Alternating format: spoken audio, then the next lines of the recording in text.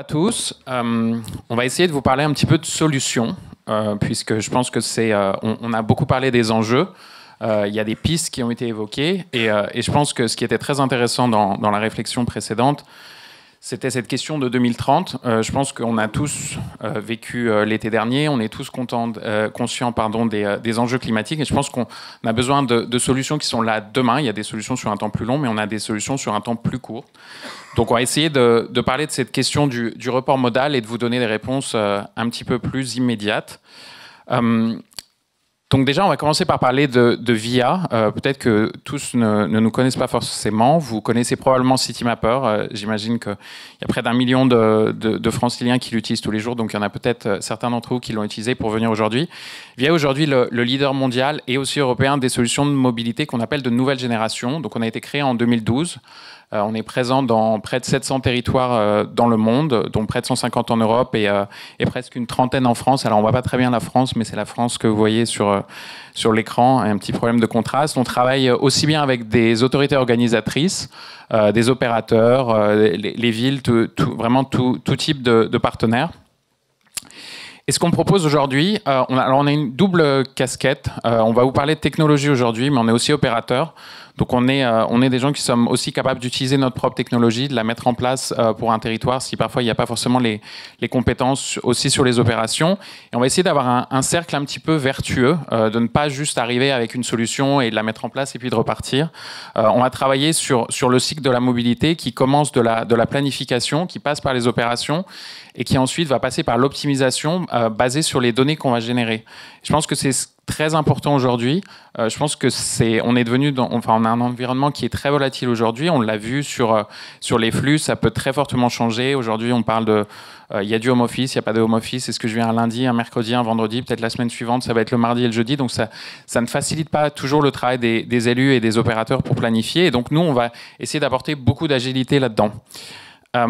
Mais je vais commencer par vous poser une question. Alors, c'était intéressant parce que dans la première intervention du CEREMA, on avait aussi choisi le chiffre de 35 km. Je vais prendre un exemple très personnel. Je suis peut-être ce qu'on appelle un néo-rural. J'ai grandi en province, donc je ne sais pas si je suis un néo-rural. Mais je partage en tout cas mon temps entre une grande ville et un village de 1000 habitants. Et donc, passionné de mobilité et y travaillant tous les jours, je suis habitué au choix qu'on peut avoir quand on est à Paris ou quand on est ailleurs. Mais l'autre jour, j'ai dû emmener la sœur de mon épouse à la gare. Donc, comment faire 35 km pour rejoindre une gare en moins d'1h15 ? Pour tous les gens de la mobilité, la réponse est assez simple, c'est une ligne d'autocar. Simplement, je suis allé avec elle à l'arrêt d'autocar et j'avais regardé avant sur le calculateur d'itinéraire. Donc, on a un car, on a un calculateur d'itinéraire, mais le calculateur d'itinéraire n'était pas à jour. Et je ne vous parle pas des 3 km que j'ai fait avant pour aller rejoindre la station. Donc en fait, ce qu'il y a en France, c'est que dans beaucoup d'endroits, on a les solutions. Ça va être très bien, on va se dire oui, on a une solution. Et puis quand on veut la vivre au quotidien, ça ne marche pas. Donc qu'est-ce que j'ai ? Même en étant un passionné de mobilité, j'ai une voiture. Alors elle est électrique, je fais partie des 17% qui en ont acheté une complètement électrique. Et donc voilà, et je pense que c'est la réalité du quotidien de beaucoup de Français, c'est qu'on pense qu'on a des solutions et qu'elles ne marchent pas forcément. Et pour faire qu'elles marchent, il faut vraiment essayer d'aller jusqu'au... Alors on va pas dire le dernier kilomètre, mais vraiment de s'assurer que la solution fonctionne jusque dans les plus petits détails. Et c'est ce qu'on essaie de faire chez nous. Alors, comme on est un pays de mathématiques en France, en tout cas qu'on a une forte tradition, on a essayé de mettre une équation mathématique. Je pense qu'elle ne fonctionne pas, mais on a essayé au moins de vous l'écrire. Je pense qu'il y a 3 facteurs sur lesquels travailler. Le premier, c'est la qualité de service. Et qualité de service, ça veut dire que c'est fiable. Donc, je peux m'appuyer dessus tous les jours. C'est intégré et fiable, ça veut dire que si ça ne marche pas une fois, je vais me dire que ça ne marche plus par la suite. Donc il y a un vrai enjeu de faire que ça fonctionne à chaque fois et qu'à chaque fois que la personne va revenir, ça va fonctionner. Ça doit être intégré et simple. Je pense que les gens n'ont pas envie de comprendre comment un transport à la demande fonctionne en lisant 5 pages d'un site web et de comprendre que c'est le lundi au mercredi de 14h à 16h. Je sais qu'il y a des questions de politique publique derrière et de finances et de ce qu'on peut faire. On reviendra sur le point de l'efficacité. Et puis il faut que ça soit flexible. Je pense que tout le monde, certaines personnes vont aimer le covoiturage, d'autres vont aimer prendre le vélo, d'autres vont aimer prendre le bus, d'autres préféreront le train. Donc il faut que ça soit flexible. Le choc d'offres, il passe par de l'efficacité. Je pense que la finance publique est contrainte. Donc aujourd'hui, il faut qu'on trouve les bonnes réponses et pas forcément plus. C'est peut-être d'utiliser mieux et d'utiliser tous les moyens qui sont mis en place. Et puis il faut que ça s'adresse naturellement au plus grand nombre. Donc on va vous donner quelques exemples réussites concrètes pour faire que ça ne soit pas trop théorique cet exercice. Le premier, c'est sur toute la question des calculateurs d'itinéraires.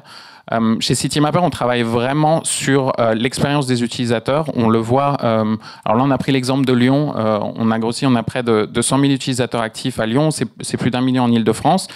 Et ce qu'on fait, c'est qu'on va avoir, par exemple, c'est une chose de mettre à disposition un GTFS, c'est une autre chose de mettre un GTFS en temps réel, et ça va être une autre chose d'avoir 25 outils qui vont en permanence corriger, basés sur des données historiques, basés sur des choses qu'on anticipe, basés sur la lecture de certains messages automatiques ou d'informations qui sont publiées automatiquement. On a 90% des itinéraires qui sont en temps réel.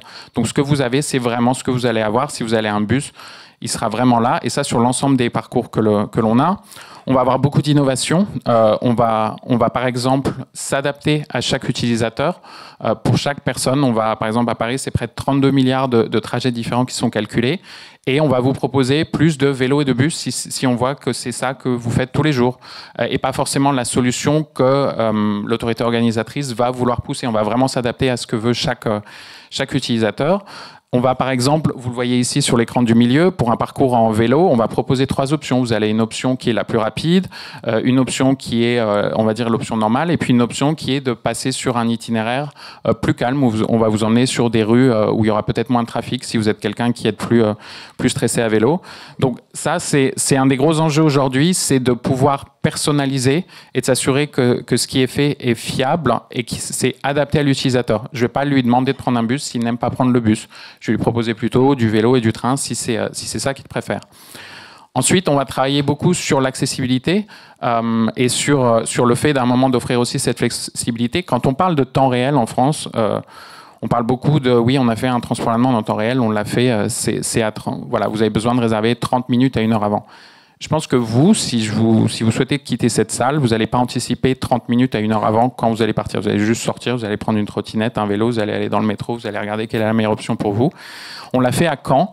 À Caen, ils ont lancé un transport à la demande autour de la ville qui est connecté, où on peut aussi avoir des parcours qui vont jusque dans le centre. On a vu près de 150% d'augmentation de la fréquentation sans augmenter la flotte, juste parce que les gens peuvent réserver en temps réel. Donc, c'est-à-dire qu'on a à peu près la moitié des gens qui vont réserver à l'avance, puis 50% des gens qui vont sortir leur téléphone, qui sont en plein milieu de du joli bocage normand et qui vont avoir une option de transport à la demande qui leur est proposée éventuellement. On l'a fait aussi, par exemple à Avignon. Vous voyez, avant, on avait une très grande complexité à Avignon. Vous avez à gauche, vous avez le Gard, à droite, vous avez le Vaucluse, au milieu, vous avez Avignon. Vous aviez différentes zones. Les gens devaient apprendre comment partir des petites communes autour, se rendre dans le centre, etc. On a aujourd'hui, dans une seule et même application, l'ensemble du réseau, une seule grande zone de transport à la demande. Les gens n'ont pas besoin de savoir, comprendre, enregistrer. Ils vont juste dire, je veux aller d'Entraigue-sur-Sorgue et je veux aller dans le centre, et un jour ça sera comme ça, le dimanche ça sera différent, le jeudi soir ça sera différent, et on va s'adapter aux différents temps de la ville, et on va faire 30% de fréquentation à moyen constant. Moi je trouve que, je fais peut-être juste une petite pause, l'ensemble des chiffres, on est quand même dans une économie d'Europe de l'Ouest, on est normalement sur des marchés assez saturés, beaucoup de gens travaillent sur ces questions-là.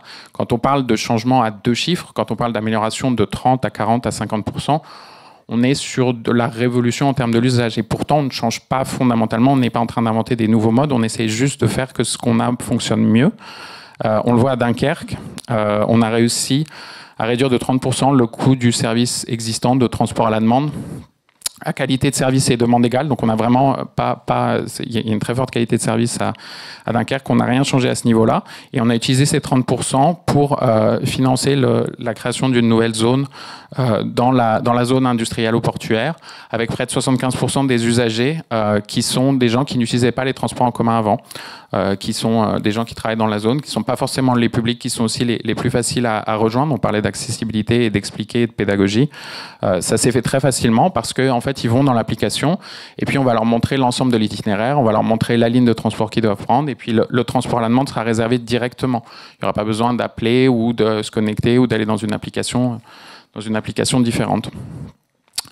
Donc peut-être on va vous laisser avec une piste d'inspiration, et on sera nous aussi présents ce midi pour vous donner, pour échanger sur ces sujets-là. On va aller de l'autre côté on va rester dans le nord, on va aller de l'autre côté, en Flandre. Le gouvernement de la Flandre a lancé un projet où ils ont complètement rechangé l'ensemble des moyens de transport sur la Flandre. Donc c'est 6,5 millions de personnes, c'est à peu près la taille d'une région en France. Et on a un transport à la demande zonal sur l'ensemble de la Flandre. Donc ils ont revu la hiérarchie, vous avez les lignes structurantes de train, les lignes structurantes de bus, et ensuite l'ensemble du territoire, c'est une grande zone.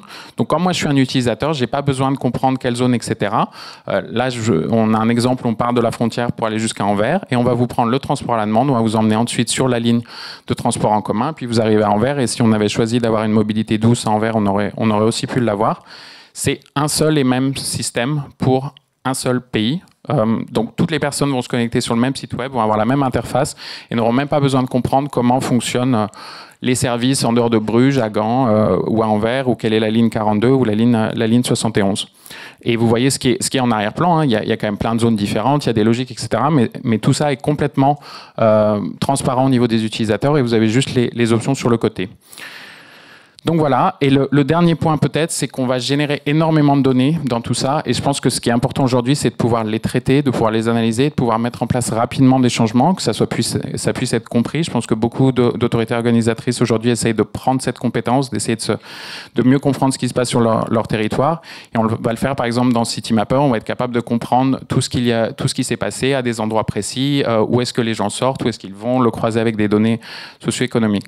Donc peut-être un point de conclusion rapide. On est aujourd'hui capable de faire beaucoup avec la technologie. Je pense que ce n'est pas aujourd'hui un rôle ou une discussion qu'on a beaucoup. On parle beaucoup de nouvelles solutions, mais nous, on peut, à partir de l'existant, avoir des améliorations qui sont aujourd'hui vraiment drastiques. Si on est sur des changements à plus de 20, 30, 40%, c'est énorme et ça permettra de faire autre chose et de le refinancer sur d'autres types de mobilité. Voilà, donc on sera au village, venez nous voir pour échanger sur ces sujets.